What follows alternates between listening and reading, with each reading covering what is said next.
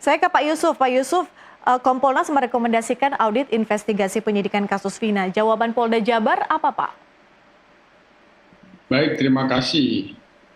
Pada prinsipnya, pada tanggal 28 Mei yang lalu, terkait dengan saran daripada Kompolnas untuk dilakukan audit investigatif itu, ada pada secara khusus ya penyidikan yang telah dilakukan 8 tahun yang lalu. Hanya tentu Kompolnas sendiri kan tentu harus berpijak kepada hukum ya, landasan yuridis. Pada saat ini sudah ada putusan pengadilan yang telah berkekuatan tetap. Pembuktian kasus tersebut sudah ada dalam persidangan. Kalau itu pada saat penyidikan, pembuktiannya itu pada penyidik. Ketika itu sudah di dalam persidangan, maka beban pembuktiannya itu secara sistem peradilan pidana kita bebannya ada pada jaksa penuntut umum. Semua proses itu kan telah dilalui. Hanya kami merekomendasikan perlu dilakukan audit investigatif itu terkait dengan keluhan-keluhan yang berkembang di publik, misal terkait dengan keluhan saka tatal. Karena Kompolnas kewenangannya itu kan menerima saran dan keluhan masyarakat. Saka tatal keluhkan diduga diintimidasi, diduga ada mengalami kekerasan, misalnya seperti itu. Nah, ini tentu perlu dilakukan pemeriksaan terkait dengan prosedur. Maka karena ini sudah cukup lama 8 tahun yang lalu, untuk memastikan akuntabilitas penyidikan pada saat itu perlu dilakukan audit investigatif. Kami sih fokusnya dua.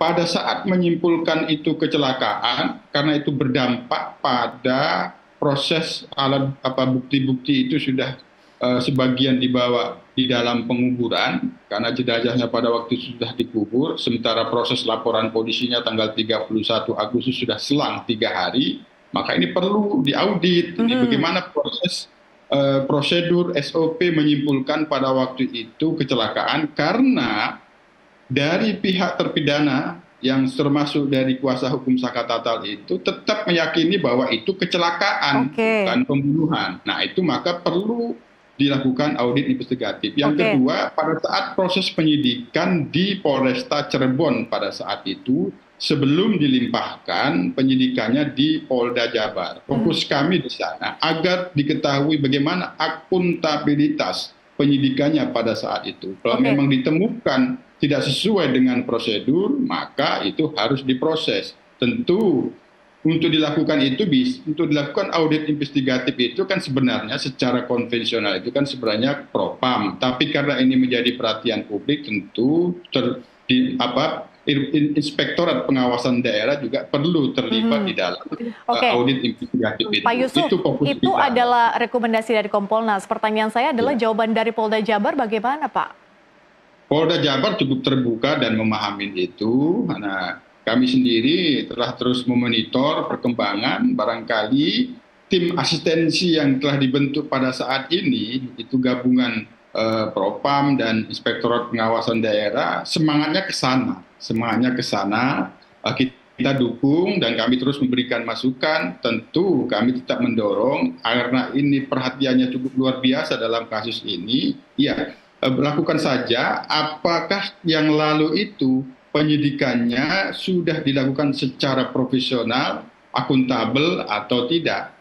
Kalau memang profesional dan akuntabel, ya itu katakan. Tapi kalau memang tidak, berikan penjelasannya ini kepada publik. Tentu kami yakin bahwa ini sesungguhnya tidak mempengaruhi pembuktian pada aspek material yang itu sudah ada putusan pengadilan yang telah berkekuatan tetap.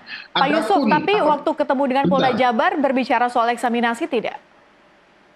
Kami belum ke sana, karena fokus kami pada waktu itu kan meminta klarifikasi. Kami lihat dulu bagaimana proses penanganan penyidikan pada waktu itu. Terkait dengan eksaminasi itu kan sendiri bisa termasuk eksaminasi internal itu kan salah satunya juga melakukan audit terhadap penyidikan itu bisa dikatakan eksaminasi internal. Nah, kalau eksaminasi internal kan tentu perlu koordinasi jaksa penuntut umum, penyidik, dan hakim. Nah, hanya saja menjadi catatan, sebenarnya proses pemberkasan kasus ini tidak juga lancar-lancar dengan jaksa penuntut umum. Khusus kalau pengadilan anak Saka Tatal itu memang berkasnya 1 kali P19. Di luar itu 7 terpidana pada saat itu tersangka pada saat dilimpahkan berkasnya ke jaksa penuntut umum itu mengalami 3 kali P19. Nanti kan bisa dilihat di situ kewenangan pengawas jaksa melihat bagaimana petunjuk-petunjuk jaksa yang diberikan pada saat itu cermat yang betul-betul kuat, dan bagaimana penyidik memenuhinya, kemudian bagaimana fakta-fakta persidangan, tentu ini kewenangannya ada pada pengawas hakim ya. Ini tentu perlu koordinasi. Kalau menindaklanjuti saran Pak Anton ya, kita bagus-bagus saja, tapi tentu semuanya itu sesuai dengan mekanisme dan prosedur di masing-masing lembaga penyidik, jaksa penuntut umum, kejaksaan, dan pengadilan tentu. Baik.